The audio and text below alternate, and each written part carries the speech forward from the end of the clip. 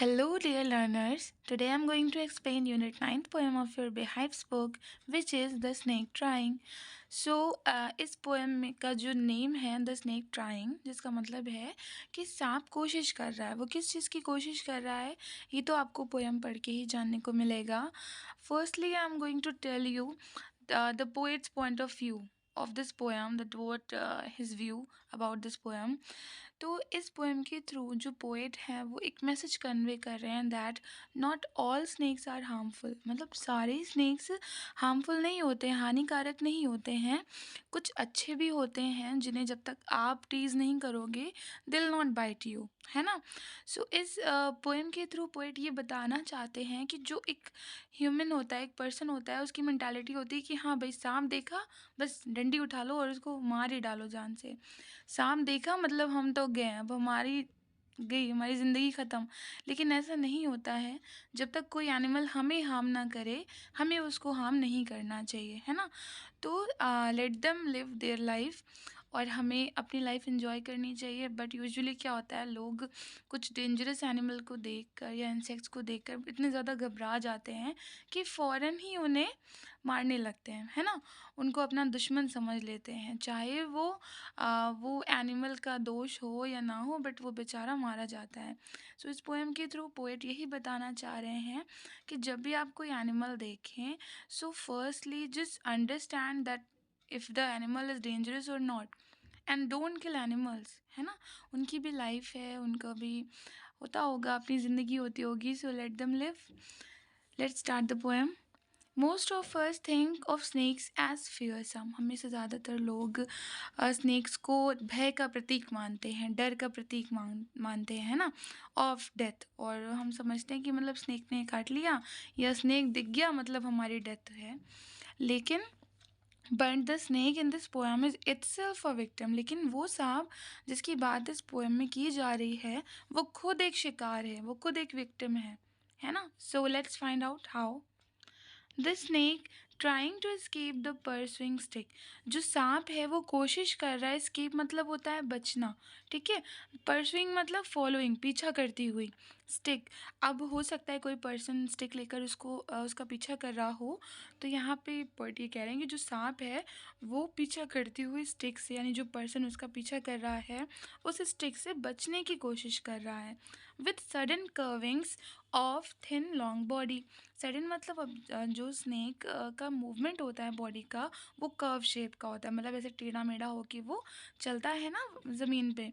तो अचानक से वो कर्व करता है, कर्व मतलब टर्न होता है, ठीक है। चलता है, ये जो भी उसकी वे ऑफ उसका चलने का तरीका होता है, उसको यहाँ पे कर्विंग कहा गया है। थिन लॉन्ग बॉडी, तो जो सांप है वो थिन है, पतला सा है, उसकी लॉन्ग, ऑब्वियसली सांप की लॉन्ग बॉडी ही होती है। How beautiful and graceful are his shapes.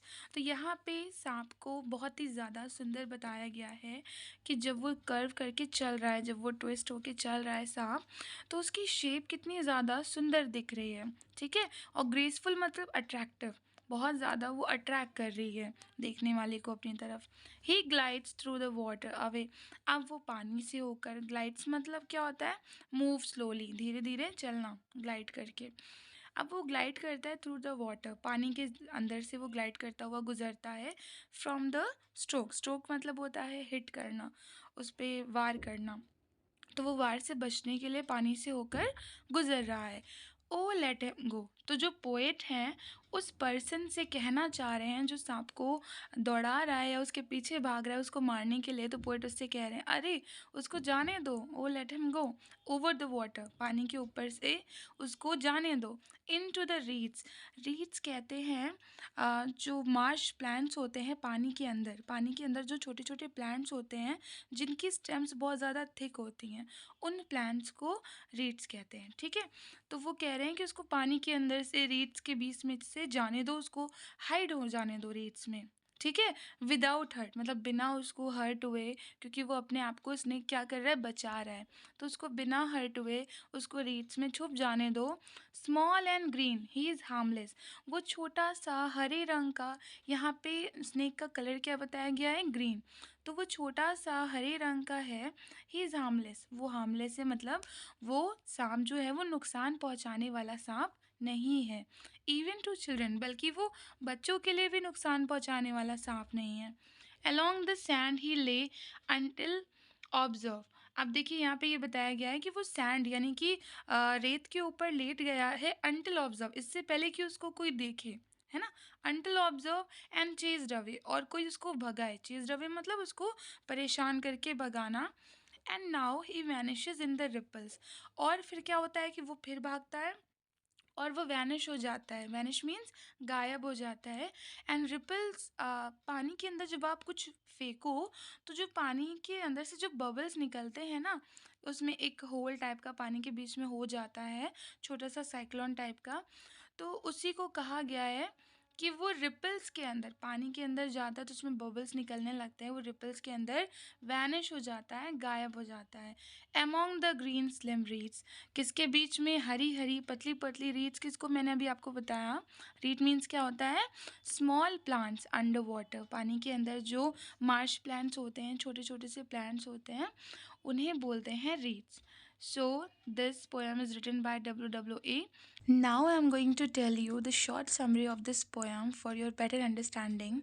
The summary is: a small green snake was lying on the sand. एक छोटा सा सांप हरा रंग का सैंड पे लेटा हुआ था। It looked beautiful, वो बहुत ही सुंदर दिख रहा था। It was harmless, वो नुकसान ना पहुंचाने वाला, हानि ना पहुंचाने वाला सांप था। Even to children, बच्चों के लिए भी।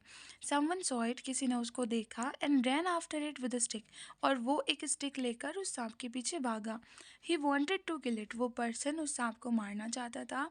The snake immediately slid away, वो सांप जल्दी से स्लाइड करके चला गया। It went into the water, वो पानी के अंदर चला गया। And hid itself, और उसने अपने आप को छुपा लिया। Among the green reeds, green reads जो ग्रीन कलर के पानी के नीचे प्लांट्स होते हैं, उसने अपने आप को उन प्लांट्स के नीचे छुपा लिया। सो ये शॉर्ट सी समरी थी इस पोएम की। I hope you like the video. और now I am going to give you a question जिसका आंसर आपको कमेंट सेक्शन में देना है, ठीक है। The question is: the poet finds the snake beautiful, find the words he uses to convey its beauty. So poet ने उस सांप को सुंदर कहा था। इस पोयम में उन वर्ड्स को छांट कर आप बताइए वो कौन से वर्ड्स थे जो उसकी ब्यूटी को दर्शाते हैं, ठीक है। सो आपको इसका आंसर कमेंट सेक्शन में देना है। और एज यू ऑल नो कि हम NCERT इंग्लिश के सिलेबस के फ्रॉम चैप्टर 1 टू जितने भी चैप्टर्स हैं आपकी बुक में, क्लास 7 टू क्लास 12 हर एक चैप्टर हम अपलोड करने वाले हैं।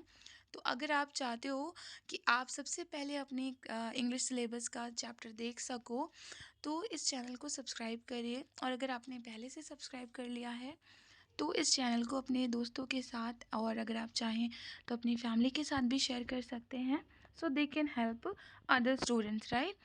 एंड मिलते हैं नेक्स्ट वीडियो में। Till then keep studying, keep working hard and just grab your goal.